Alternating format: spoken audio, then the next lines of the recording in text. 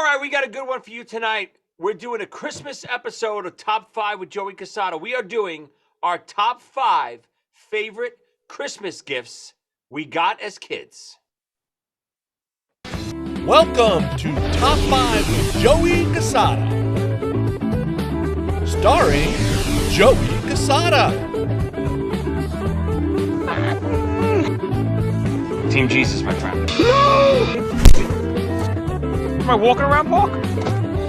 Co-starring Ernie Palooza.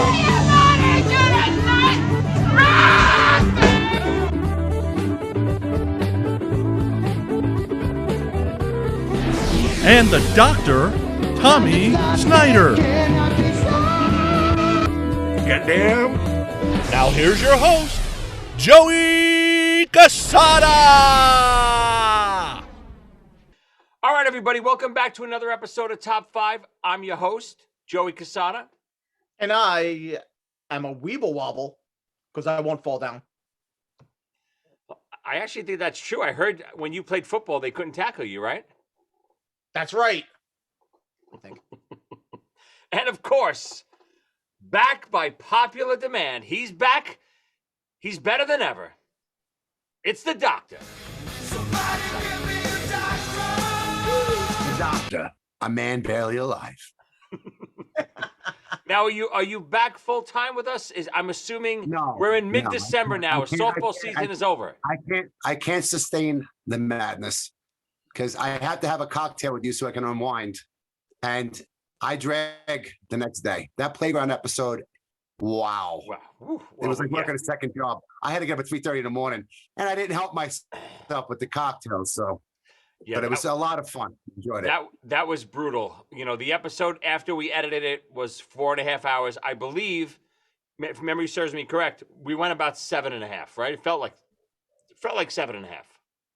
It's like when we were together. 2 years felt like 7. Yeah, the cocktails were flowing, but but you know what? I was expecting way more chaos than it was. I thought the episode went great. I thought we told some great playground stories. You know, I got a few comments from my buddies, Chris Jericho and Eric Martin, and they were like, whoa, playground reunion special. First, the Beatles Get Back special on Disney Plus, and now this? Woo! What's going on? I'm glad we didn't time it at the same time because Paul would have been screwed. Well, I'm shopping that episode to Disney Plus right now, so we'll see if we get picked up. Nice. If you really time it, I think the Get Back special was 3 episodes at about 2 or 3 hours each. Ours was close. Yeah, they had 56 hours of footage. Listen, we got more than that. If we go through all the old playground tapes, we got a lot of footage. All right, we got to play the infamous, the world-renowned Doctor. What are you drinking tonight? All right, I'm never going to hear the end of this one, but here we go. You know how much I like White Russians? You mean the drinks? The people or the drinks? What are we talking about here? Well, I dated one White Russian. It's true. Well, I've been dating White Russians ever since. Another White Russian. But anyway, so I was looking at the calorie intake. So I just took the milk and the milk, the vodka and the vodka, and I eliminated the Kahlua, and I went sugar-free chocolate milk syrup. Wait, so basically, explain to me. Show me the drink and tell me what's in it. You did not. So wait, that's chocolate milk.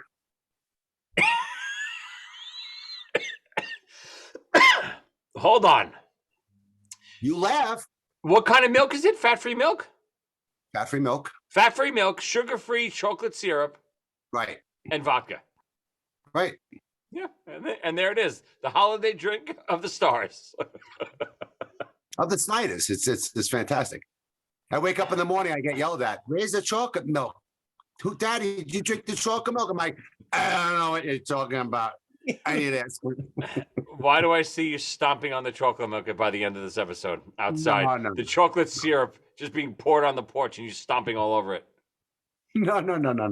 Spiked chocolate milk. It's got to. I mean, you heat that up. It's a beautiful spiked hot chocolate. It sounds insane, but a white Russian is milk and vodka, right? Yeah. I'm just substituting chocolate milk syrup with Kahlua. Is the Kahlua that?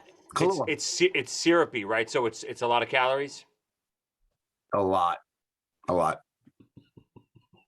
Ernie, can you top that? What are you drinking tonight? You got any spiked chocolate milk? Ernie'd be dead. Ernie would really grow spikes. We got Heineken Light. Whoa, that's a notch up from the Heineken Zero. Nope, I'm moving up. I can't take you guys anymore. Listen, that's the only way to get through these shows. You got to have a couple of drinks. Otherwise, by the end of the last episode, I would have killed DeVito once again. Another 50 episodes, you'll be breaking bad. You have driven me to the heaviest stuff, to the hard stuff, You're driving Ernie mad. to the Heineken Light. All right, we got a great episode tonight. This is going to be fun. Our age gap might show a little bit tonight. I'm curious to see what I don't know if you guys were into the toys of the year or just specific things that you got as kids that you remember, but I'm curious to see where you guys went with your favorite Christmas gifts as a kid. Big gifts, small gifts, sentimental gifts. What were you guys thinking when you came up with your list? Well, I'll go first. These were the gifts that I most remember, and I'm looking at it now because you mentioned the age thing. The absolute latest is 1982. So this is all 70s stuff. No, that makes sense because in 82, what do you earn? You're 12? That's right. About to be 12 or about to be 13. No, you're 12 already. So, yeah, that makes sense. I don't think I'm 12 I don't think I'm 12 in any of mine. So, yeah, I think that's definitely when Christmas impacts us the most is, 5 to 10, right? And that's when toys impact us the most. Yeah, of course. Doctor, how'd you compile your list? Well, I'm going to be 53, so I went from 49 to 53. Those are your favorite gifts? Those are the 5 years. No. Is spiked chocolate milk on one of those? Yeah. Agree with Ernie. If we're talking about favorite gifts, those were the wow moments when you came downstairs and went, oh my God. And as much as I like to run around like that right now, when I get certain things, I just don't feel the same way. So I did it in chronological order from the youngest to the oldest point of most favorite. Not every year, obviously, but over like probably a 10-year period, I would think. Yeah. From 70s, late 70s, mid 70s to, like Ernie said, I think like probably mid 80s. All right, let's start it up. What do you got, Doctor number 5? So I'm going back now. So Planet of the Apes was really big. Really big. Scared. It kind of scared the crap out of me a little bit. But yeah, I had all the figures and stuff. So when I woke up one morning, I had the Planet of the Apes Treehouse. Gotta run when he looks the other way. Made it! Get him! Take that! What strange planet can I be on? Oh, no. It was, I look back, I couldn't believe what I was, as we normally do. I look back at this thing, what a piece of crap. It just seems so much more intricate than what I saw on the internet this morning. And I was like, oh my God, isn't it great just to be that simple again as a kid? Well, it brings us back to the refrigerator boxes again. How great was the refrigerator box? We used to find them on the street, go crazy. Yes, refrigerator box. Yeah. What year is that Planet of the Apes? So Planet of the Apes, the movies are what, mid 70s, right? Mid 70s, 74, 75, I think, around there. The toys didn't come out, I think, 35, 76, around about. So, but it was, I mean, come on, that shit was scary. I don't know if you ever watched the originals. You know, with the Oh my God, I with love the the. music, and they run by with the nets and stuff. It's a little freaky for a little kid. What were you gonna say, Aaron? Oh, the second you mentioned Planet of the Apes, Tom, I instantly remembered exactly what you were going to mention. That treehouse thing. The second you said those words, my mind Yep. went right there, and I loved that thing. I loved it. It kind of, I'm trying to vision it in my head, and I keep seeing the from the Deer Hunter, and they're locked in the cages. Yep. That's what I'm Underneath? thinking with the yeah, something like that. Am I visioning it right? I believe it was a net or a cage or something that opened up in the middle. Yeah. Yeah, it was intense, man. It was intense.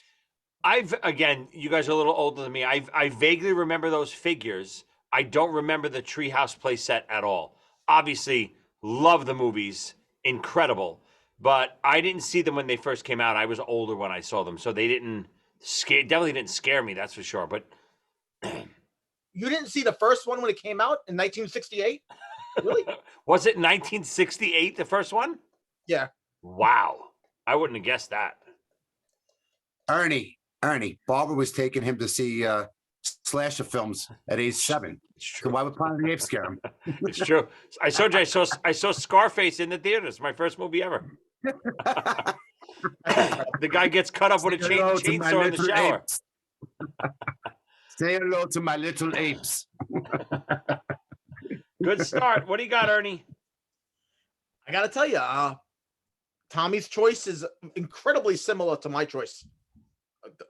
Before I say my number 5, I want to remind both of you that it is not nice to make fun of people with a lisp. Uh-oh. My number 5 is the Star Wars Death Star Space Station. Here's the new Star Wars Death Star Space Station that you put together. Action figures each sold separately. Darth Vader's firing a laser cannon. It's been hit. He's after Luke. Take the elevator. Hurry!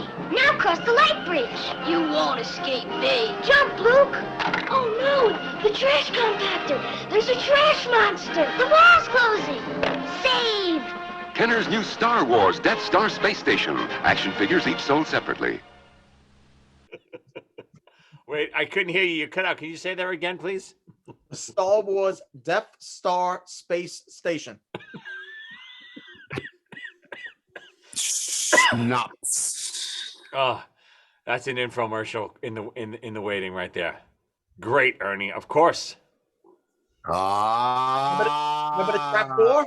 Of course. Very angry, Ernie. The trap door? Elaborate. The trap door that people would fall through, and it landed in the trash compactor from the movie, and the walls would close in on the trash compactor. With all the foam in it. Yeah. And a monster. And a green rubber monster in it. Oh, Yep. Hold on. You know I have him. Hold on. Joe, don't take out your green monster, please.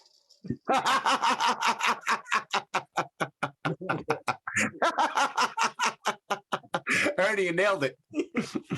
See, maybe we should Yeah. tune off right now, Joey. Joey, let's tune off. We're gonna be Why don't you have a moment? monetized. Have a moment, Ernie. Joey, have a moment. Have a moment to yourself. Oh boy. Nope. Here it is. That's it. That's the Dianoga. I Oh, never I knew thought you it were was going to that store. No, Ernie had it nailed. Pull out your green monster. I was like this. I do And not I thought have Joey the was a Death Yankee Star. fan. And I thought Joey was a Yankee fan, taking out his green monster. Two great starts. Again, same thing. Death Star. That's from the first movie. Obviously, I'm a giant Star Wars collector. I don't have all the vehicles. I have every figure. I have my giant Star Wars case that I just got built for me. So I'm a big Star Wars fan. But the original Death Star playset was a classic.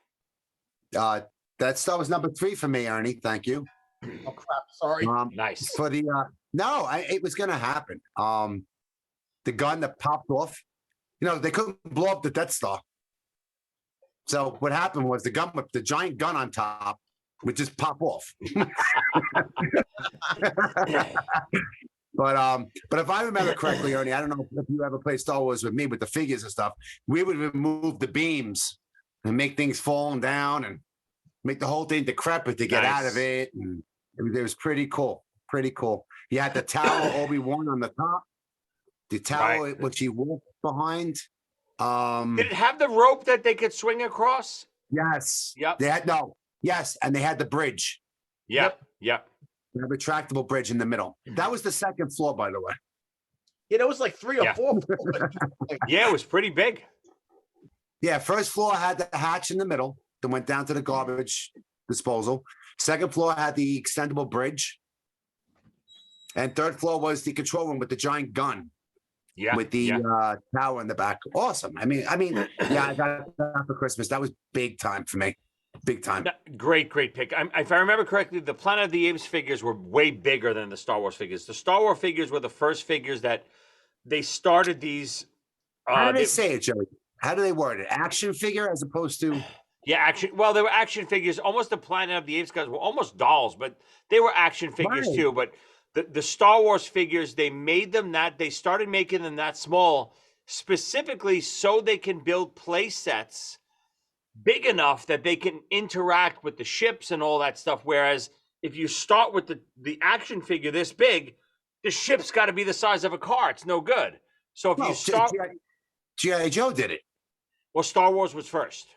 No, G.I. Joe. Well, G.I. Joe was the big one. Right. And they put it in a helicopter and you had to fly Right. around the house with a giant helicopter. But then in the 80s, after Star Wars, became the Miniature. sensation, G.I. Joe went to the same size, which is 3 3/4 that. size. Yeah. I remember that. Great start, boys. Great start. So as a big as big of a toy collector as I am, I'm not gonna go with a toy for my number 5 pick. I'm gonna go, and this was pretty big. So I'm 11 years old. This is about 1985. This is a big deal for me at this time period. I'm big into music. I was dying to have my own boombox, and I finally got it for Christmas. I remember coming down and I saw it under the tree. It was wrapped, but I saw it, but I could see the shape. And I didn't want like one of these little radios. The boom boxes in the 80s were everything. It was all, the speakers kind of disconnected and you could hold it up here like Radio Raheem, right, Ernie? And it was so important. Did you have a stereo at that time? A turntable stereo in your bedroom? Yes, I already had a turntable, but the boom box was, I could bring out and hang out with my friends and go play football and be on my porch with it. Play Kiss. And the biggest part was it also I had it on my stereo too, but it had a dual cassette. Yes. And it was so important to have 2 cassettes and dubbing stuff for your friends. And I used to just record stuff right off the radio on it, I remember. That's right. I did. Yeah. I did so too. I stuck to toys, but Ernie, you remember the stereo I had? It was kind of weird. My parents got it for me, and it was past my the ages I was talking about. I was sticking to toys, but anyway, there was a Sony Walkman attached to it as the second tape recorder. And you can disconnect it? Disconnect it and put it in headphones and take it with you. I think Ernie might remember that stereo. I remember that time. Yeah. That was before Sony Walkman, because I used to give that thing to Mike Morrissey. Went to Ireland once, and I let him borrow that to take it. So it's pretty cool. Is this recent? You gave it to him to borrow? Last week. Now the Walkman in general, I don't remember when I don't think it was a Christmas present. I think I inherited my old brother's Walkman, but I don't know if that's on any of your list. But Walkmans were a big deal to me too. Once I got a Walkman, I lived with it. In your profession, learning a song every way you can learn it. Oh my God, is of course. very important. It's Very everything. Important. But the boombox, letting everyone else know your music, Yes. and you can't tell me to turn it down, is a great feeling. And I remember going to the park, and it was literally a battle. Who had the bigger boombox? Because people would be blasting their music, and if you didn't have the power, you'd have to submit. You go, okay, you got me. Well, I guess we're listening to your music now. Ernie, tell them the Halloween story about boomboxes in our neighborhood. And what album came out? I don't remember this. Crazy Train? Oh, you mean you're in the big hits? Mm-hmm. Oh yeah, that's what back in the well, Crazy Train was 1980, but when we were little kids, the big kids would chase us around, and we would know they were coming. Because before we saw them, we would hear Crazy Train. Beginning of Crazy Train. Before we even saw them, we knew that was happening. They kept playing Blizzard of Oz over and over again. Just Crazy Train. I'm surprised. I'm surprised you guys like it. It's not like a trigger now. Yeah, I know, right? But we knew when they were coming. All aboard! And we said, "Oh, here comes a Rat Pack." All right, great start, boys. Doctor, we're up to you number 4. What do you got? Okay. I woke up one morning to complete my Steve Austin $6 Million Man collection. It was Bigfoot. Oh yeah. And the big ones, right? He was big. Yeah. No. There were no small figures at that point. These were, I guess, dolls. Of course. And he got punched in the stomach. His center chest came out. Yeah. And it was a 2-part series, the Steve Austin thing. I think we spoke about this before, but on Sci-Fi. But when I got that morning and I got the Bigfoot, it was hot. And my parents, Santa Claus delivered. I'm sticking strictly to Santa Claus here, boys and girls. Yeah, of course. Not presents, Santa Claus. So yeah, that Bigfoot thing was was amazing. I was so happy, man. I'm running around with it. I was like, son of a bitch. Where's Steve Austin? I got to kick this shit out of Steve Austin. Again, as big of a toy collector as I still am, I'm still in search for a really nice Bigfoot. Because if you remember do you remember who played Bigfoot on the series? He was a basketball player. Will Chamberlain? Well, there was 2 different, right? It was, but there was 2 different guys that played Bigfoot. Will Chamberlain did once before, but Ernie? Was it Andre? Yeah, Andre the Giant, or the wrestler, played Bigfoot. Nice. So I'm always in the hunt for. They're expensive. They're like hundreds of dollars. I'm always looking for a Bigfoot figure out to add to the collection. Basically, you're telling me Lee Majors beat the shit out of Andre the Giant. Well, I mean, he was bionic. What do you got? I mean, come on. Yeah, but he was a robot from outer space. That's true. Well, I mean, listen, he was worth $6 million, which would buy you nothing right now. But it's a tank of gas now. Like, what was the dollar worth on Mars at that point when the monsters came? They might only spent like $2 million on their Bigfoot. Not a lot of shows from back then live up, and that's one of the few shows I can still watch. When that's on, I can still watch it. But as good as $6 Million Man was, Bionic Woman, I think, was actually a little bit of a better show. I got into trouble with my sisters. I believe we spoke about this before. When I had my Steve Austin doll, I would watch Jamie Summers afterwards.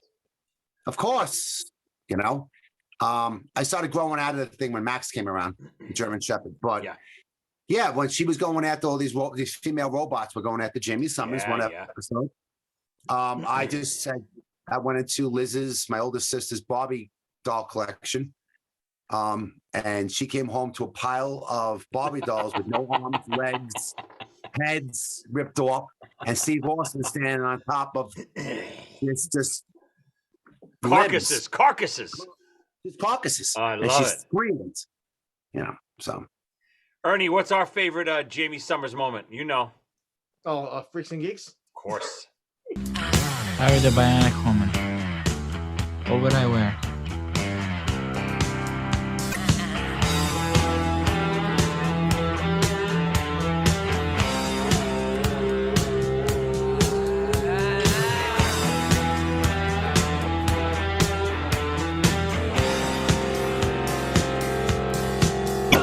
I'm sorry, Steve Austin. I can't marry you. I'm mad at you right now. What? I'm sorry, I can't hear you. Hold on, I'm gonna put the phone on my bionic ear. That's better. No, don't talk so loud. Don't forget, I've got bionic hearing. No, these are not bionic. These are all me. Huh? I heard that crack sound. Oh, it wasn't you. Oh, okay, I guess I'll just... Oscar Coleman. It's me, Jamie Summers. Steve Austin is trapped in the reaction. I'm Mom. Okay, you could use the phone. The best. Bill from this really nerdy guy on Freaks and Geeks dresses up as a bionic woman for Halloween. It's unbelievable. It's Ernie. You're gonna have to display that one, bro. Oh, of course, that's going in right now. Great pick. Again, what the funniest part of the pick so far? Every one of these things, I would want right now. I would want You're to. wagging now. Your brother, was he into them? Yeah, my brother was into all of this stuff. Yeah, he was more. I didn't have a lot of this. I had the Death Star because even though he was into Star Wars, I got into Star Wars too because Star Wars lasted. Your brother and me are like me and Colin and you and your brother. Well, you guys are the same age. My brother's the same age as you guys. Right. We dropped out at Empire Strike Back. Right, and I was the opposite. We kind of grew up. Right. Many years had passed. Still into Star Wars, but we weren't playing with toys at that point. Right. Star Wars goes on, Star Wars goes from 77 really till 83, 84. So right. I'm more on the tail end. I'm really into it by Jedi, but I got into it during Empire. That's Colin. Exactly. Yep. All right, Aaron, what do you got? Number 4. This is my latest one. This was 12 years old. And when I was 12, I could still have been cool. Most kids age 12. You son of a bitch. He's doing his Jerry Springer moment early. Jerry Springer thing. But let's face it, you ever look at kids when they're young? Most of them are geeks anyway when they're young. Like, I could have went either way. I really feel that way. And then my parents got me a computer. A real computer? What? Commodore 64? What are we talking here? The Commodore 64. Yeah. A day in the life of a Commodore 64.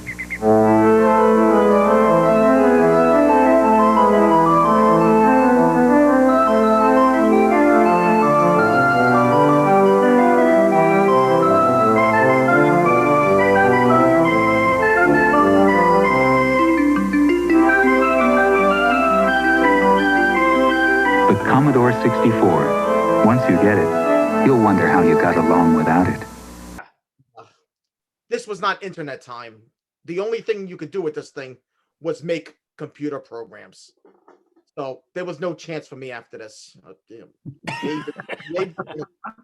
Yes. Oh my God. But you had games on the Commodore too, right? Not at the beginning. Yes. Not at the very beginning, really? Yeah. Not that I remember anyway. You had to get the disk drive and the floppy disks. Sure, of course. Right, the floppy. Ernie, I remember getting that spaceship shuttle out of the hangar. That took years. Oh, That one? Is that confirmed? Like, is that really the first home computer? Is there something before that, or is that the age-appropriate first computer for like us? There was a Radio Shack before that, and maybe even an Apple before that. Okay. Oh, But so no, there it was was- nobody A could T afford them. something, wasn't Right. that? A T something? Yeah, something like that. Maybe Tandy. really? something. Oh my God, I don't remember. I don't know Yeah. any of this stuff. But I know the Commodore again because my brother had a Commodore 64. Yeah, Yeah, great one. Yeah, that's you're going right now. You're going along the lines of where I'm going next. So my next pick, my number 4. Yeah, but can I being that I grew up with Ernie, Yeah, we got this thing, because Ernie was a little more advanced than us. yeah, that's a nice In, way. in later years, he kind of slowed up and we passed him by. But no. Yeah, I remember seeing this thing and I was like amazed. And Ernie went on to write a program. We're talking about the big kids. Escape from Madison Place. He wrote this program about us getting away from the big kids. So I mean, he could have been speaking Chinese at that point, but it was amazing to see someone grasp what the hell was going on. So yes, Ernie, good job. It was programming and basic. His parents saved up all the money they never spent on milk when he was a baby, and they were able to get this computer for him. I couldn't get me a football. Ernie, if I remember the program, didn't it read something like if then those old conditions? Yeah. If this happened, then this happened. Would like the did they have like the parentheses on them and stuff? Yes. And yeah. If this, then go to 90 and 90 print blah blah blah. Jesus Christ. It was like reading a book to your own adventure. Remember those books? Choose Yep. your own adventure. If you go to the left door, go to page 73. Used to love those books. Hobby Hut. Oh, Listen, Hobby! Of course, I Used to lived in love Hobby those Hut. books. Choose the path to your own adventure books. But anyway, go ahead. I used to get all my D&D stuff at Hobby Hut. I would get all the little That's right. miniature like pewter figures you could paint. Oh, I lived in Hobby Hut. I used to go to Hobby Hut right after the Notion. You go to the Notion Theater. You go. It's where I saw Empire. I could walk right into Hobby Hut and get stuff. It's awesome. Awesome. Yeah. Great one. So again, right along the same lines, my number 4. Again, I don't know. I'm not positive of the year, but I'm going to guess this is 82-ish. I'm about 8 years old. I'm dying for an Atari. That's what me and my brother want for Christmas. We want Atari. Now, I don't know what Santa was thinking, but he decided, I'm not going to get you Atari. I'm going to get you something what I think is better than Atari. And he turned out to be right. In the grand scheme of things, he was right. But when we're kids and you're dying for this Atari that everyone has, we didn't get Atari. We were the first ones and really the only ones we even knew of that got Intellivision. Hills presents Intellivision, intelligent television by Mattel. More sophisticated than any video game that has come before, providing hours of entertainment for the entire family. Intellivision, with one of the clearest game displays available today. Find this system, plus a complete line of sports and video game cassettes at Hills, where our game is low prices every day. Wow, you got a television first. Never had Atari. Never had Atari as a kid. Got right in television. We got, and nobody had it.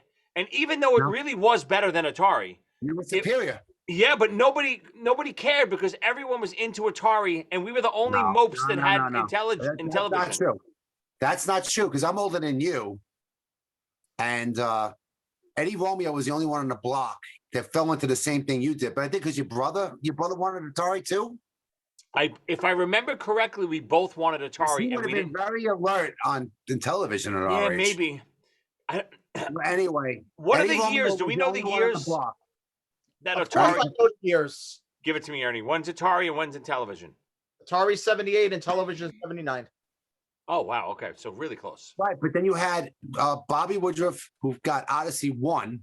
I had Odyssey 2. I had Odyssey. I had Odyssey 2. Before Atari, that was the alternative to Atari 2600. I had Odyssey. Was that no? I had Pong. Is that Odyssey? No.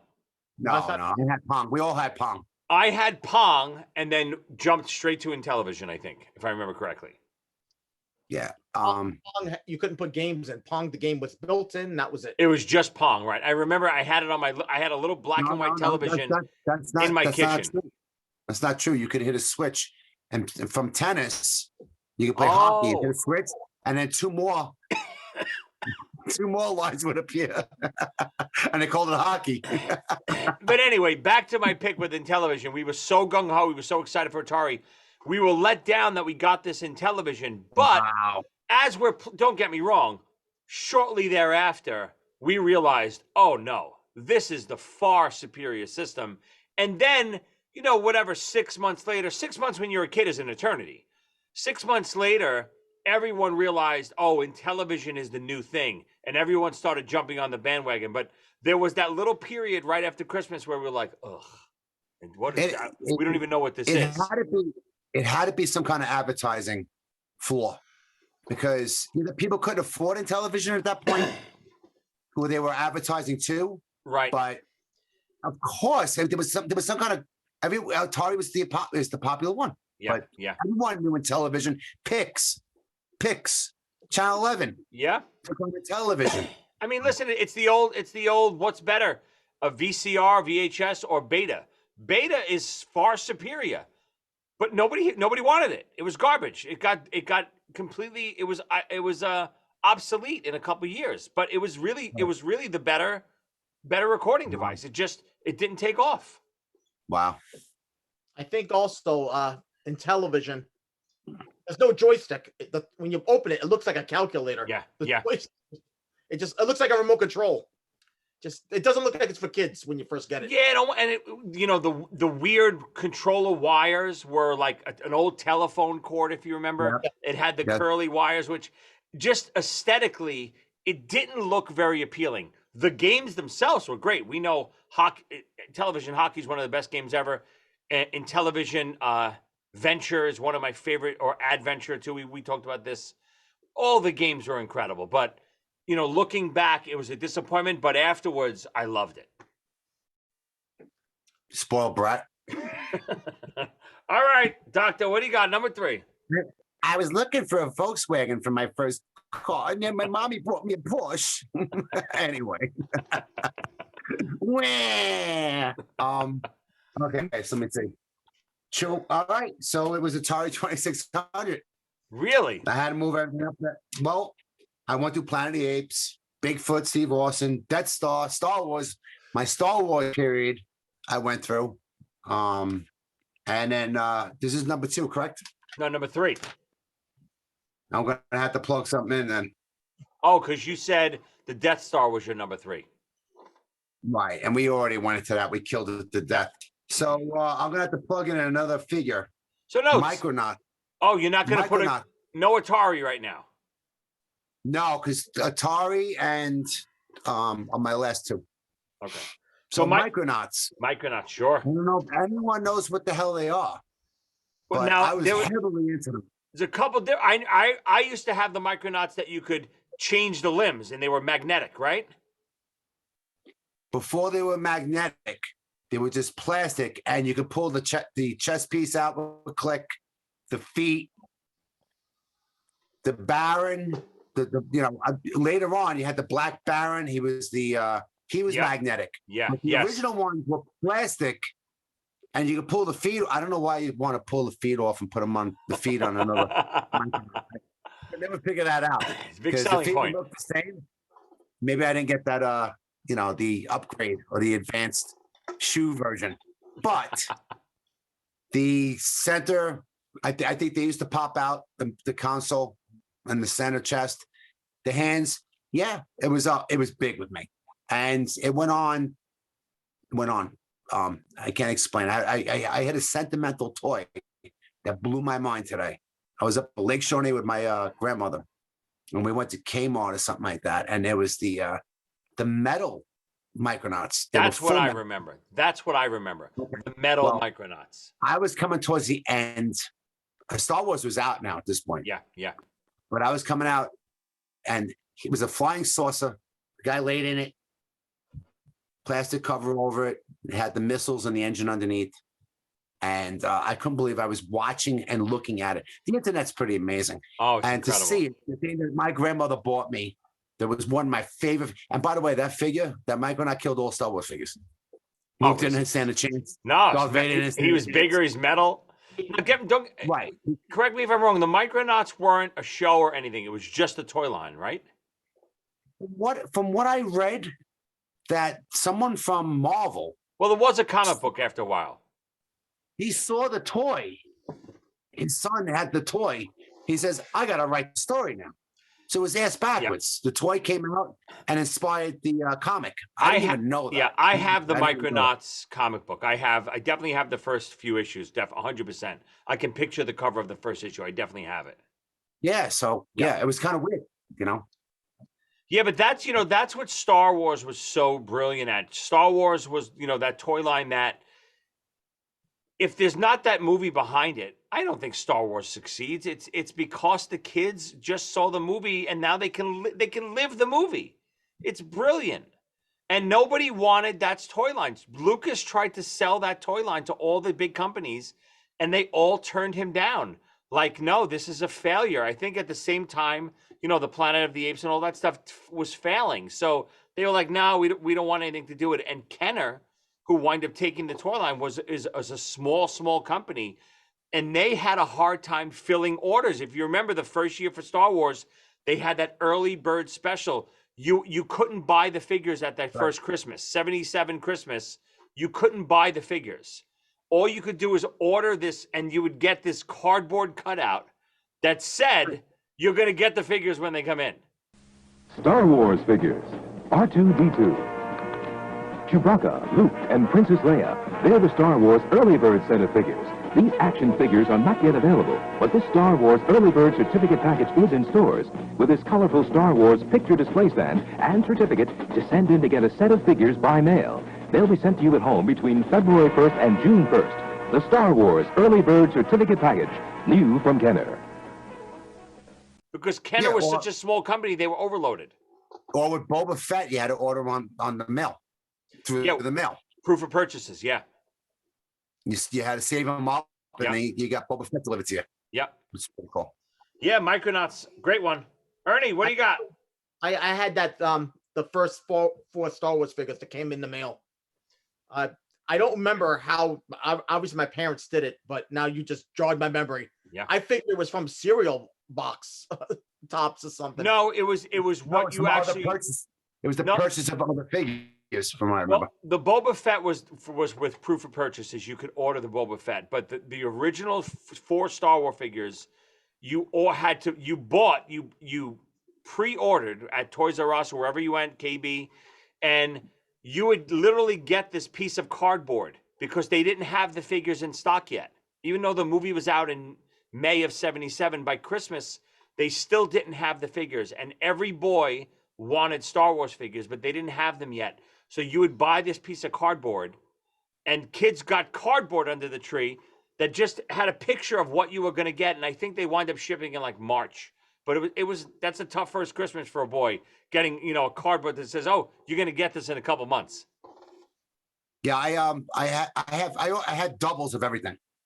Because my imagination, I had to have 10 stormtroopers, not one that you shot and killed and then picked back up and put them somewhere else. I had to see everyone laying around dead. So I even have Orlando Calrissian. I still have my collection, and Orlando Calrissian was, I took a magnifying glass to his chest and made it look like he had a laser shot to his chest, and a few storm troopers looked the same way, but absolutely fantastic. Yeah, awesome. Ernie, what do you got? Number 3. Oh, this little kids are like, I'll be like, what the hell? 1980. You mean Joey? I'm excited already.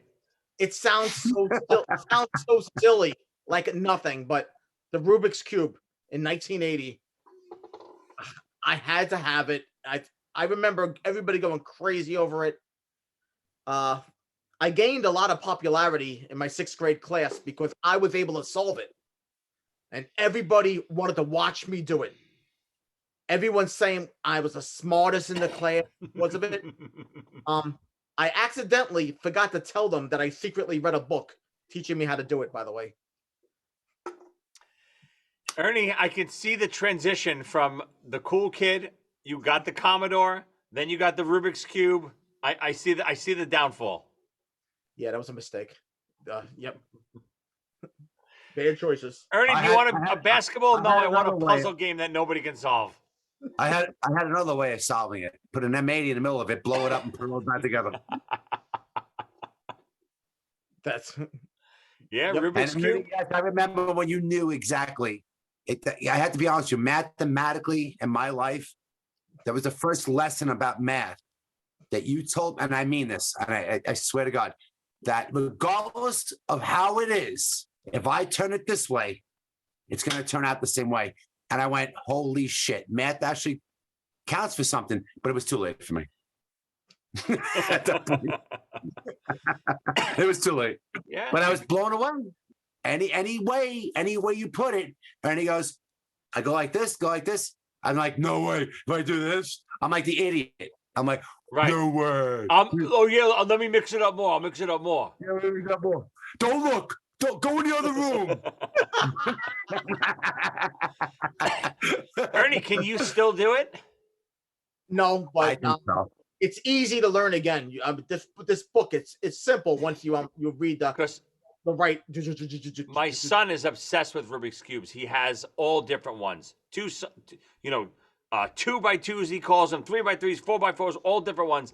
And he can't solve any of them. He mixes them up. And then I have one of the kids that I teach is like a little Ernie. He can solve all of these.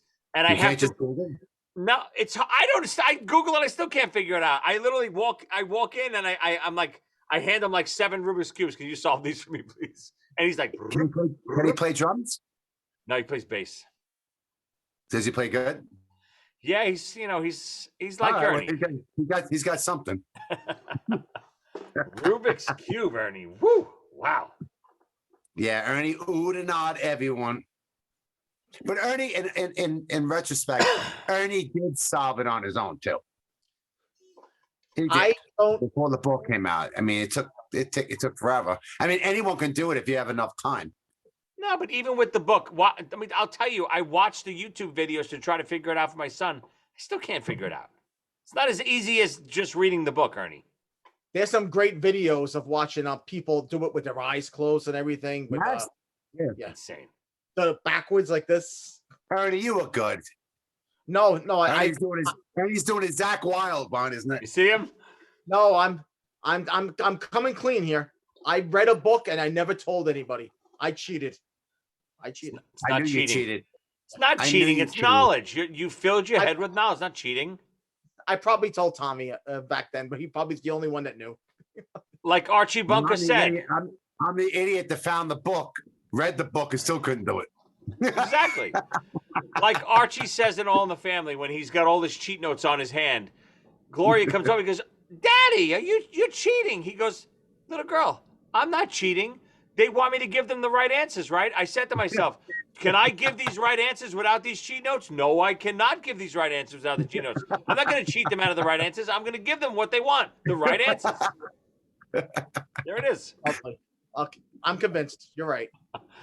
All right, my number 3. So my number 3 is more like almost right along the lines of both of your number 5s. It's a play set, but again, my age will show a little bit. So this play set was the big play set for my age group. I think around 1984, I'm going to guess this was. I was a big, and I still am. I have it sitting right here. It's too big to bring over to the camera. Big He-Man fan. Still am. Watched the new He-Mans on Netflix. They were amazing. Castle Grayskull. What do we have here? It's Castle Grayskull. And it's mine. Not so fast, Beastman. He-Man! You can pit He-Man against Beastman, playing for the power of Castle Grayskull. You have to put the castle together. Beastman's escaping. The throne, Dad. Dad, you saved the castle. Castle Grayskull from the Masters of the Universe collection. He-Man and Beastman, each sold separately, from Mattel. Was a very big item for me. I had all the toys already, but I never got my hands on Castle Grayskull. And I remember asking Santa, please, Santa, I need Castle Grayskull. And sure enough, amazing. I must have been a good boy that year. Castle Grayskull was under the tree, giant box, incredible. You know, the play set, but same thing. He-Man figures were big and muscular.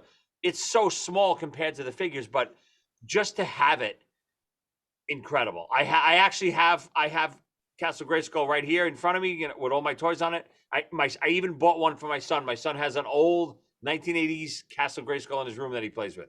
One of my favorite toys of all time. But mine was Zookla and what's his name? Saturday Morning. Oh, the Herculoids. That was my He-Man.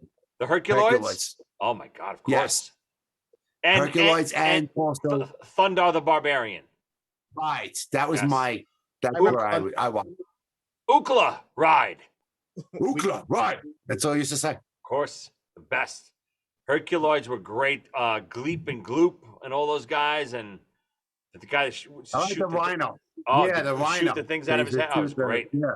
And the Cool big stuff. gorilla, yeah, Yeah, the dragon too. That was big. yeah, The yep. flying dragon or something. I forget his. I think it was the dragon, and there was the dragon, then the ape, the rhino guy, the two globs, and then the humans.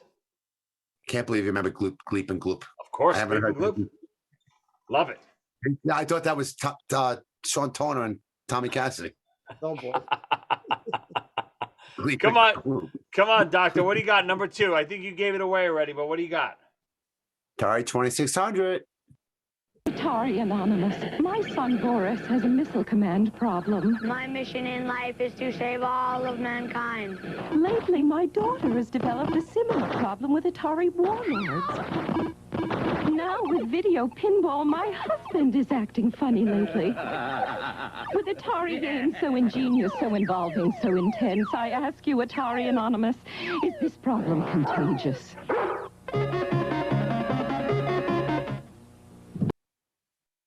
Cool. Now, for everyone out there, when this first came out, it was just Atari, right? Only over the years we call it 2600, right? There was an Atari 600 or 800 prior to that. Is that true, Ernie? Yeah. I didn't know that. Yeah, maybe there was a computer. There was a computer. Okay, I'm using my phone right now to speak on, but there was an Atari 600 or something. But either way, back then we didn't call this Atari 2600. We called it Atari, right? Yeah, with Atari VCS, video cassette system or something like that. Right. And not video. Yeah, video cassette. I don't know. Yeah. Just it was why did I want it? I'm trying to remember. I don't remember why the games, because it wasn't over combat. But there were a lot of other games. At that point in time, I can't remember exactly because now, now you're talking Space Invaders, Asteroids were the big ones, obviously, right? No, Asteroids, you're talking later down the road. Pac-Man too, down the road. It was just like the new. I'm trying to, Ernie. I can't remember what the. Well, you didn't have Atari 2600, but they were really cool games. And I can't remember. There was no Donkey Kong. There were no other other companies that were like in Magic. There was Magic had a whole nother lineup down the road that were really good for Atari. But yeah, if you had Atari 2600, you were the shit. I don't remember when a television, because I don't remember in television when I got the, because I would ask for in television. It wasn't advertised or something because I'm your brother's age. Right. And maybe Romeo got a television and he's younger than you. No, Romeo's older than me, I think. Jesus Christ. Is there anyone you're older than, John? Because he's the youngest on the block. You're like Keith Bronson now. You're like, yeah. If I remember correctly, I think Keith is older than me too. Oh, come on, stop. Joey's one of the little kids. I would have been the little kids. I like that. Yeah. So all the hoopla. I can't remember what the game was. It was more about the way it was advertised on TV. Because if in television was advertised the same way, I would have asked for that. No, but if I remember correctly, the first Atari, even though there was Odyssey and there was Pong, Atari was really the first video game system. And if I remember correctly, Asteroids and Space Invaders were the first games. No, Ernie? No. Asteroids, Space Invaders, yes. Asteroids later. Yeah. That's true, Ern? Yeah. So Space Invaders is the advertised game then. That's the game that created the sensation. Yeah, and also what Tommy said about Atari was rich. Atari had Space Invaders and Breakout in the arcades. Right. Good point. Right. Yeah. Right. And television didn't have the money for the advertising at the beginning. Right. Yeah, there had to be something. There had to be there was something weird about that because it was just a better system. Well, like you said, it cost a lot more money than Atari. Yeah, it was a lot more money. Yeah, but Ernie just hit it. I think $100 or something. Atari was a company that was already producing video games. It just so happens that they made this home video game system where in television wasn't, right? Yeah, the television was a brand new company. Right. Mattel. It was a Right. product of Mattel. Right. Right. Great. All right, Ern, number 2. Etcher Sketch. Oh, Jesus. Are you going Now- backwards? I'm going forward. I'm talking 5 years old. Mr. Potato Head was mine. Well, here, once again, just like the Rubik's Cube, I got to be the center of attention. No one can do this thing better than me. I can actually make my signature and script. Oh my God. I'm turning both knobs at the same time. Nobody was able to do that. And I mean perfect script. Did anyone want to? Well, you're 5 years old. It was cool. Come on. The kids of today can't even sign their name with a pen. I was tortured by Ernie. But I could see Ernie, Ernie has that personality. I could see him getting that Etcher Sketch and sitting in his room and just mastering it. That way, when he comes out to the general public, he is the king. Everybody else is only up, down, left, right. I had all angles. I knew how to do everything. I barely can make a square. I even at one time was able to erase only a piece of the picture, shaking it a certain like this. Not shaking it. A plain square is impossible on that thing. But yeah, Ernie, you show up my house. Look what I'm messing my boy. Look what we got the wrong children. Ernie's my son. Come on, Don Corleone. Oh, it's great. Of course. Look what a mess of my boy. Look what they did to my boy. Look what they did to my boy. Look what the Etcher Sketch did to my boy. Ernie had to come in 10 years. 10 years of making me look bad in front of my family. With his little Etcher Sketch olive oil boys spelling his name. Again, do you see the pattern? He's got the Etcher Sketch. He starts with at 5 years old. He comes out. He owns the block. Then he throws the Etcher Sketch. Yeah, he gets the Rubik's Cube. He's doing the guitar behind the head Rubik's Cube. Yeah. And then as soon as everyone else figures out the Rubik's Cube, he throws that away. He's got the Commodore 64 writing programs. Okay. And my father's like, look at my son. He brushes his hair with a toothbrush. He's brushing his hair with a fork. There's something wrong with him. Meanwhile, Ernie here, he's got props. He's got Rubik's Cube. What else did you guys like to see at age 5? Rubik's Cube. Look at my boy. Sketch. Look at my boy. It looks special. I used to go over to Tommy's house with a little backpack with math books. You know why I went after you. Yeah. No, I think I get it now. Good one. Yeah, but understand one thing. My father got it too. My father loved you, and then when I went after you, I got it back twice. I was trying to win my father's acceptance, and kick my ass for trying to win his acceptance. Tommy, stay away, or I'm going to tell your dad. I'm going to tell on you. I'll tell him how insignificant you are next to my brain.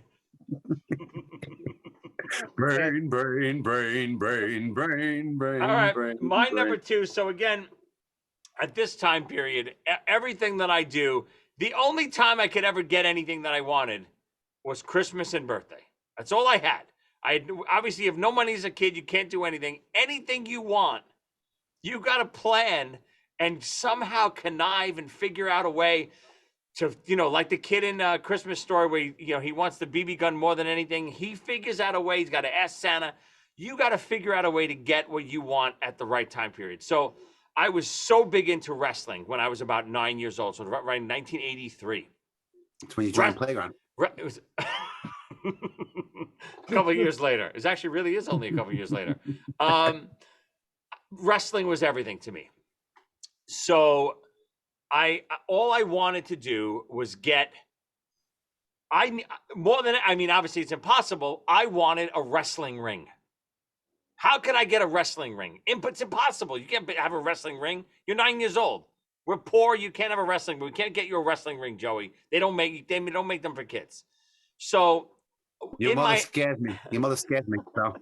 So in my house, you know, we would had a lot of construction when we bought the house. It was a 2-family house. So we had these 2 rooms that were like never finished the construction. My mom and dad got divorced. My dad was doing the construction on the house. He never finished them. So we literally had these 2 rooms that we would call spare rooms. You couldn't live in them because they weren't finished. They were unfinished rooms. So you couldn't have, you know, there were no heat or lights or anything in them. So what I wanted that Christmas, I said, if I can't get a wrestling ring, I'm going to take one of these spare rooms we had in our house, these unfinished rooms, and I wanted mats, like in the gym, like wrestling mats. And I literally had wall-to-wall wrestling mats in this room, and it became my wrestling room that I christened Madison Square Room. Of course, what else would I name it, right? So, but these wrestling mats, I was dying for these wrestling mats. And I said, I knew there was no way I was going to get a wrestling ring. So my mom figured out a way. I'm going to get him wrestling mats and put them in this room, and the kids could beat the shit out of each other. So we literally, me and my friends would come over after school. We had our own wrestling league, and we would beat the crap out of each other for 3-4 hours. It was amazing. I'm speechless. For next Christmas, did you get a neck cast? No, you got to understand it. I'm sure you've read my book, Ernie. You were in it, by the way. I was a giant kid. So I was this size when I was 9. So I was, you know, I'm this big at 9. Everyone else is this big. So I'm like Andre the Giant. I did see the pictures in that book. They were all pretty funny. I'm literally Andre the Giant. And you know what? I'm not knocking you. You're very smart. The biggest kid in the block starts a wrestling league. Of course. And just, you know, do it. Obviously I was heavyweight champion, but I was also my favorite match. You know, we were literally in a room. So there was 2 doorways to get in the room, like over here and one over here. We would have a battle royal match, and there were no doors on. There was no doors. There was just a doorway because it was unfinished. We would have battle royal. It was a free for all. Everyone would team up against me, but I was so big they could never lift me to get me out of the room. You had to throw each other out of the room to win. Did you ever lose? Never lost a battle royal ever. Yeah. Why do I have a feeling that if you would have lost one, it would have been closed shop? Go find your own wrestling ring. I would have somehow. Why do I think that is? Ernie, I also had a really good name. A really cool name would have been Madison Square Snyder. Oh, that would have been terrible. You missed Ernie, it, I also had a tag team partner was Yukon. So it was me and Yukon versus the other kids. So my the dog, crazy uncle in the dog suit. So I was about 170. My dog was 170. Everyone else was 35 pounds.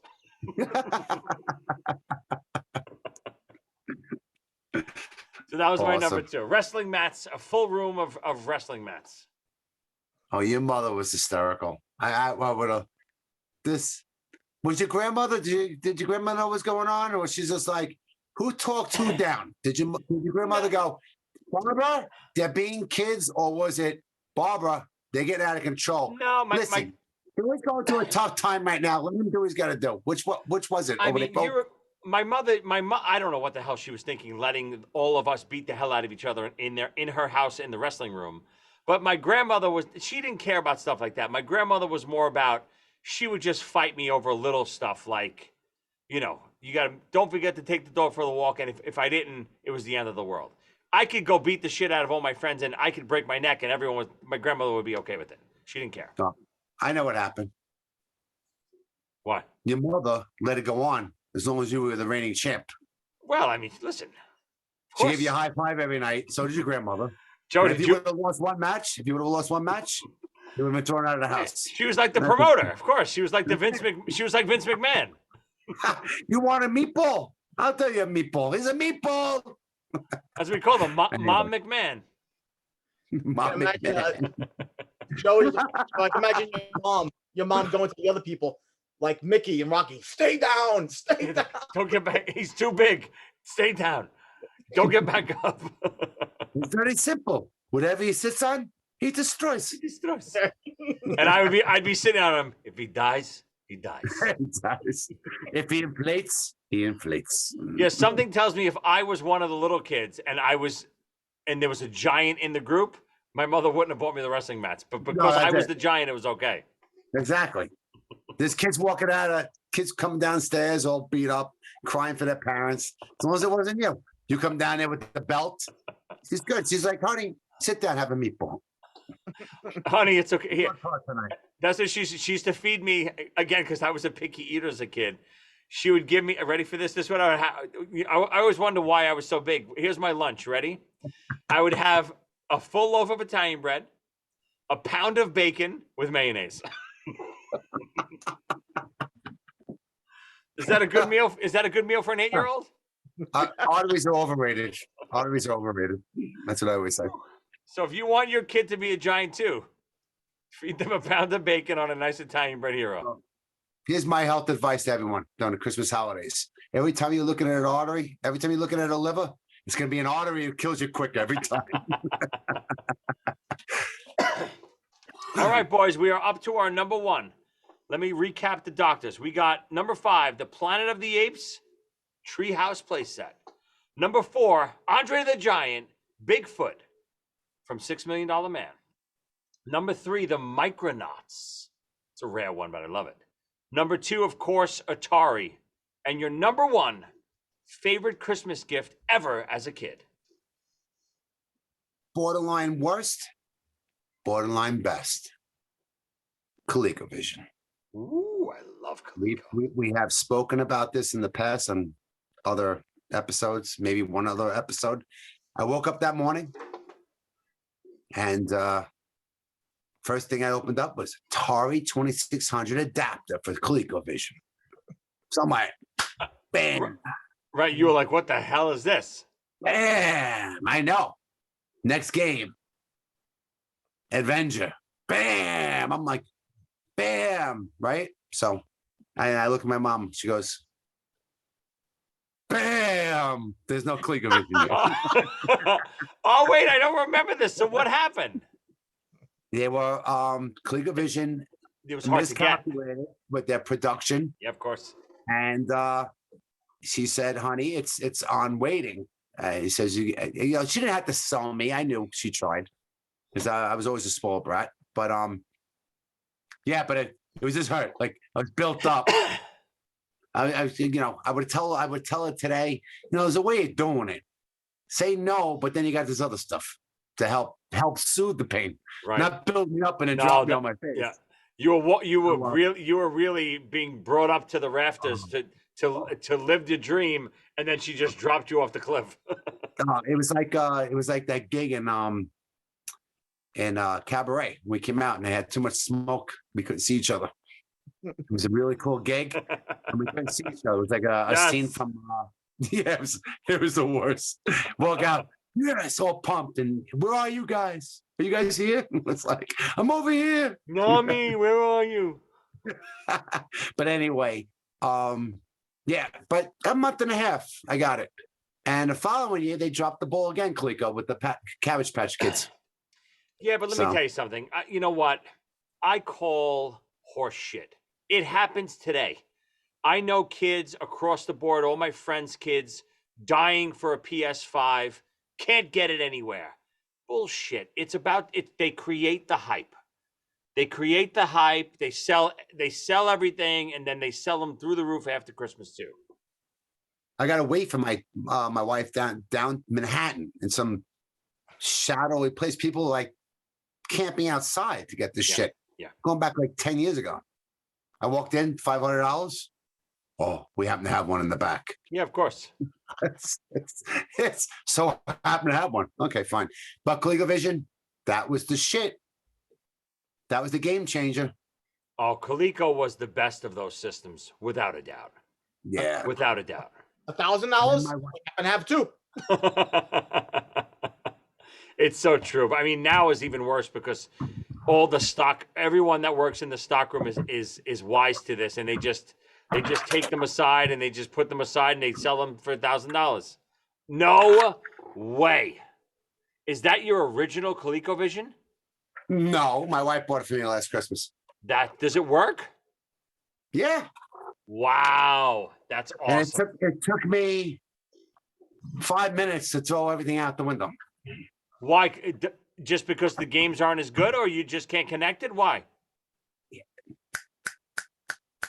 You get used to this. Yeah. I'm sitting there going, I should never have touched it. I've never asked for it.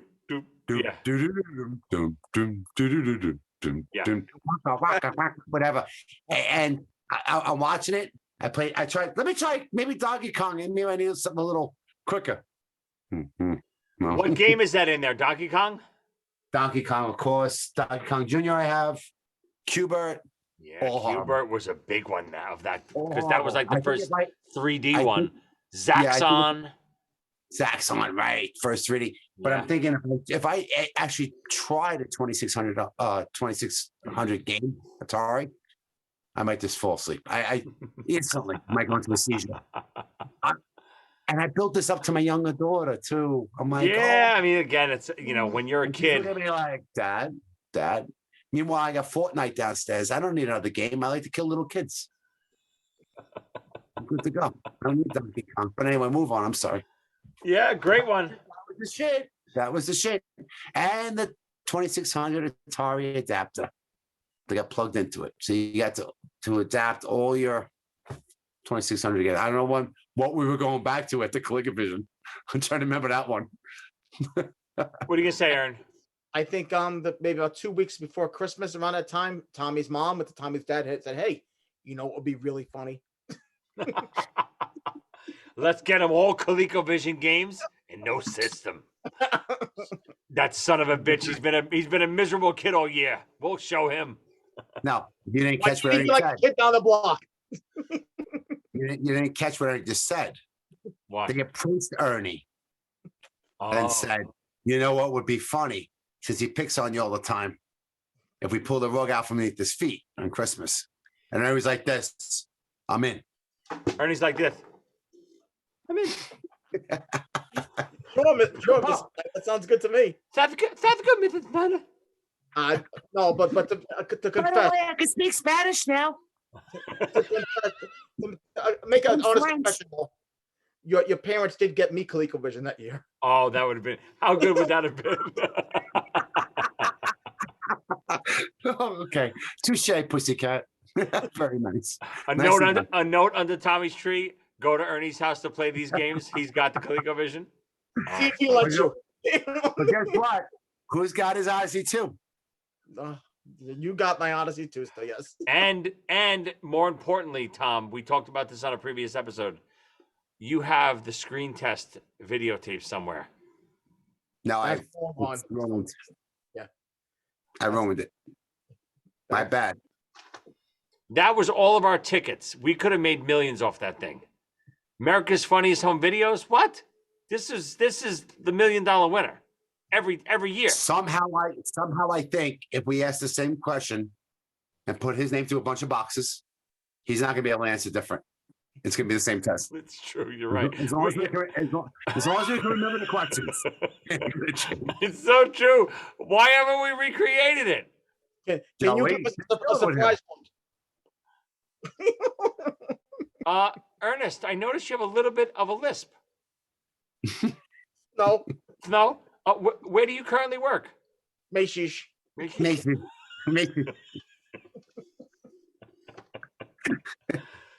All right. Here's your 5 so far, Ern. Number 5, the Death Star playset.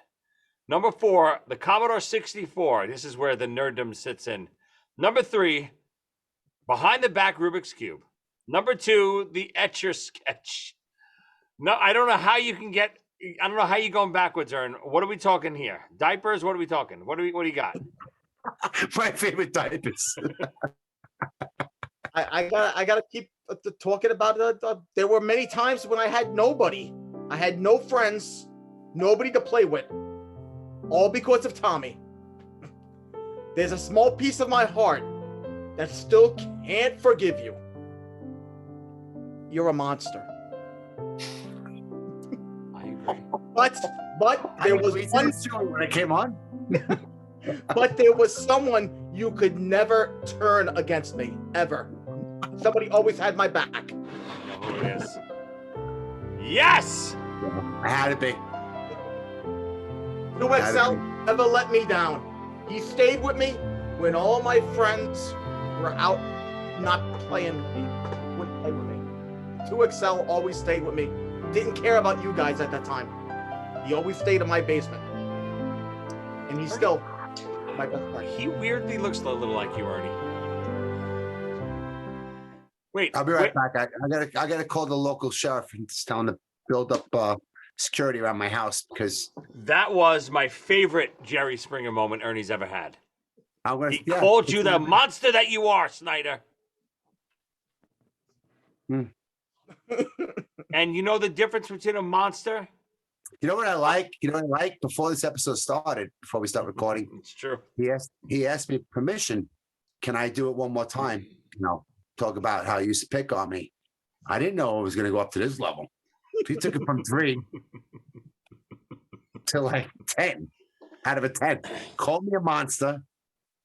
And all I know is 2XL told me that he wanted to come on with me.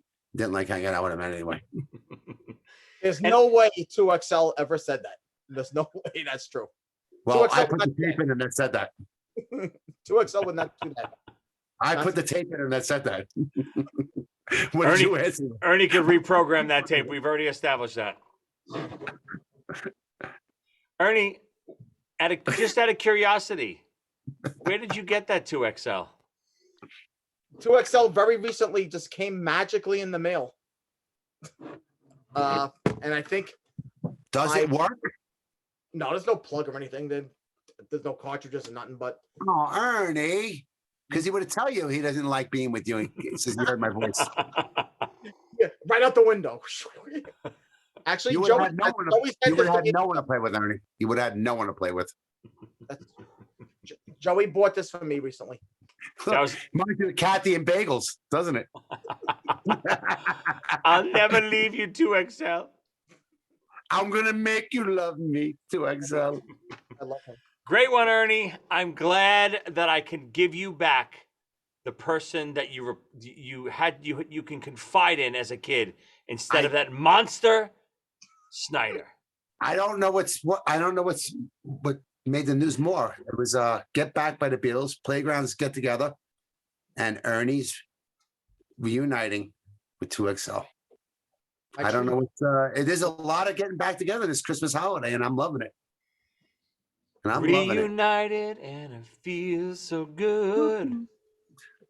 All right, here we go. My 5 so far. We got number 5, my first boombox. Number 4, Intellivision. Number 3, Castle Grayskull. Number 2, my wrestling mats for my room. And my number 1, even though I don't remember this perfectly, but I do know that this happened and it kind of propelled me to where I am today. Saw Kiss 1979, Madison Square Garden, 5 years old, in the summertime. Nothing I wanted more that Christmas than this. I begged for it. As soon as I left that concert, I said, I have to have this. And that was a drum set. Got my first drum set when I was 5 years old. Little toy, Toys R Us, little dinky, crappy drum set. But I banged on that thing. Thank God you said drum set. Thank God you said drum set, not Kiss figures. No, it's Kiss figures. I never got the Kiss figures for Christmas. I was going to bail out and say, you froze, Joe. You froze. But I do have to tell you, those Kiss Mego figures are my favorites. I have them over here, too. But, I might have had one. Getting back to your drum set. Yeah, I mean, listen, I've gotten, over the years, the only way I ever got my drum gear was always Christmas and my birthday. So I would always ask every year. Once I got real, 5 years old, I had my toy drum set. But then when I was 10, I got a real drum set. And then ever since then, every Christmas, I got, a new bass drum pedal or a new cymbal or rototoms, all drums, every Christmas, every birthday, from the age of 10 up, even till now, I get drum-related stuff. So even though I'm going to call it my first drum set as my number 1, it's really just drum gear in general every Christmas. When I get a new piece of drums, be able to put it on my kit, best feeling in the world. Amazing. I stopped I stuck to toys.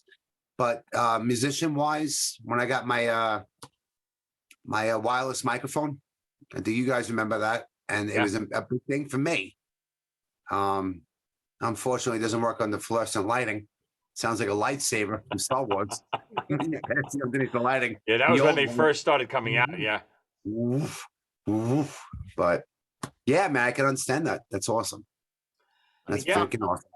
I mean, Joe, it might be your favorite Christmas present, but I don't think it was your mom's favorite Christmas present. I know for sure it wasn't my brother's. He's still is tormented to this day. He's like, you don't know what it's like living with a brother that was a drummer all those years. He said it was miserable. Did he never pick up an instrument?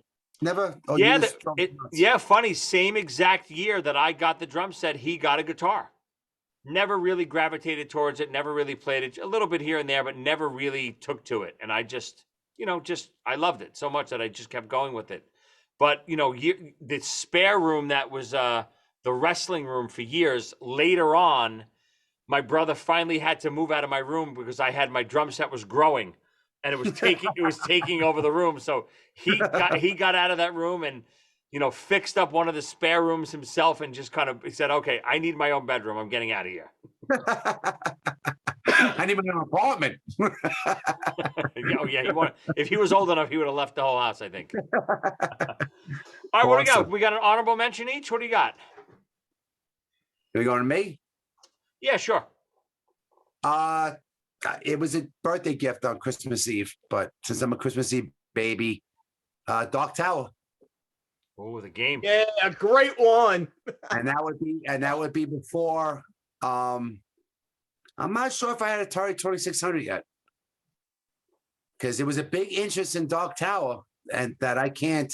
If we had Atari 2600 with an adventure going, I'm trying to. Ernie, can you put a timeline on that one? Because I'm thinking that came out with Dark Tower, and we used to play it at my house. It had to be before Atari 2600.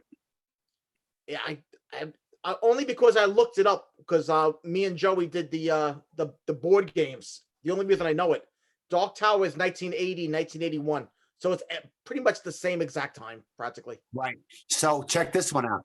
I looked up today on the internet. Return of Dark Tower is scheduled to come out this year. No way. Yes, and it's going through Bluetooth, and an app is going to run the gameplay. It's going to be a board game run through an app through Bluetooth. The Return of Dark Tower. Me and Ernie. Is that? They had to come back with something. Oh, that's amazing. I mean, it's a very popular game. We did a board game episode, and that was one of Ernie's picks. And I remember looking up what it was worth, because Ernie, just like I got you 2XL, I was going to get you a Dark Tower. They're worth like hundreds and hundreds of dollars. Yeah, it's no joke. Ernie, No you joke. said they got sued or something, and it got taken off the market, right? Yes. Yeah, that's why you can't get them. Tom, I'm so happy you chose that, because what a great game that is. Oh, great game. And that was before D&D. It's before we Way understood. before D&D. Before we understood D&D. Right, D&D was around the same time. D&D was 78, 79. No, right? I said when Ernie introduced us to D&D. Right. We were already exposed to Dark Tower, I think. We already had it in us. You know. Yeah. All right, Ern. We didn't understand D&D when it first came out. It was too hard. Give me an honorable mention, Ern. What the hell? I guess first date with my future wife. Oh, brother. That was on Christmas? That was 3 days after Christmas. Yeah. Oh, Do I need a bucket? Hold on.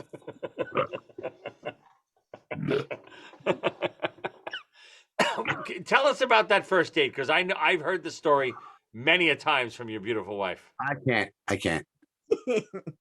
Oh, you want to hear this, Tom? You want to hear this? Trust me. Are we really? He brought the Etcher Sketch. And all Rubik's Cube. He started off with the Rubik's Cube. First, I introduced her to 2XL, who came with us. Honey, I have a weird threesome in mind tonight. You nailed it. Ernie, oh my God, same height as you. Every time you guys do this stuff, you make me look bad. You got Joey's wife, you know, I'm not mentioning names. She shows up with wine and cheese, and then you bring up famous Christmas present, your wife and stuff like that. My wife wants to put a gun in my head and kill me when I'm sleeping. What are you talking about? You just showed us the ColecoVision she bought you. Stop lying. I have an image, Joey. Maybe, hold on. Stop drinking spiked chocolate milk. I think that's going to solve a lot of your issues. Wait, that's not chocolate milk anymore. What is that? You picked up on that. Wait. You picked up on that. I was waiting the whole episode. What is it? I went through the wine. I had a backup. Wine? No. Knob Creek. Oh, no. I can't imagine the Knob Creek is mixing well with the spiked chocolate milk right now. It was only one. 2XL, what do you think? All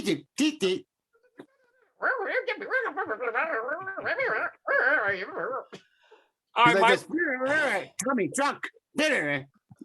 My one honorable mention along the same lines as my number 2, the wrestling stuff. Again, I was so big into wrestling. I went to go see wrestling at Madison Square Garden every month for about 2 years, every month religiously. But this was the second month that I ever went. I was dying to see this. It was the first appearance of Hulk Hogan in the WWF. And I knew he was fighting the Iron Sheik for the title. And there was no way I was going to miss it. I had to get there. But tickets were a fortune.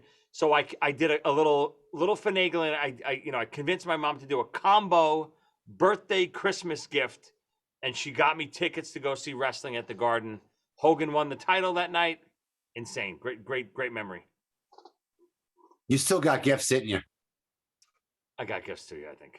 Yeah, that's what parents do. That's what we do. Yeah. Yeah, I mean, even my kids this year talked me into the big gift. I got them a big gift this year, and I got them 100 little things too. They have to wake up with something underneath the tree. Of course. Not the old-fashioned, right. You got to open a lot of stuff. Yeah. All right, this was a good one, boys. Great Christmas memories. Jogging a lot of memories, even with me. For me, like thinking about this category today, I forgot a lot of this stuff that were Christmas presents. You know, there's so many, probably hundreds that we both forgot over the years, but this was a fun one. Quick one. This is a Christmas special. If we can get another episode in next week with the three of us, maybe we'll do another Christmas spectacular. I'm not sure of the category yet, but it'll be a fun one. Any last words, Doctor? Yeah, I'll wait for Ernie to speak. This way, I don't know if he calls me a monster again or whatever. Being Christmas time, I just like to say I love you very much, Ernie. You're my brother, Joey, my little brother, and I wish the best to both of your families. And sorry, I'm a monster, Ernie, and I'm really sorry. I didn't mean to. Well, I mean, Christ. When you pull out that 2XL, I want to punch you right in the face. But anyway. Not many people know the Doctor's birthday is on Christmas Eve, so it's like the opposite of Christmas. So you got Christ being born on Christmas, we got the Doctor being born on Christmas Eve. So I can understand why Ernie calls you a monster. I'm with you, Ern. Last words, Ernie. Any other words you'd like to call him while we have the? It's Christmas time, Ernie. Let it go. One time a year, I always shut my mouth. I'm surprised you didn't choose some of my Christmas presents because you would always come over, and I used to always go over to you. Legos didn't come up. Legos did not come up. I'm very surprised. You were the king of Legos. Forgot about Legos. I was never a Lego guy. Oh, Ernie was the master. Yeah. That was another way of making us feel. Of course, right. Same thing. It's the same old story, Ernie. Same old story. Me, Billy Zemich, we'd all walk in like this. We'll play sport. Ernie's like this. No, I'm building a 3-story police precinct. With windows built in. It's right. like this. And, okay. 2XL is helping me. Yeah, it's like this. Okay. Okay. Yeah, I dug my own grave over the years, didn't I? Great episode, guys. This was fun. Always fun reminiscing with you guys, having a couple cocktails. Great time. Great Christmas memories. Great Christmas cheer from Ernie, spreading throughout all of our households, calling his good friend a monster. It's just a Christmas way. Now you know. Now you know. Now you know. Get out of here. We'll see you next week. Merry Christmas, everyone. Happy, healthy one.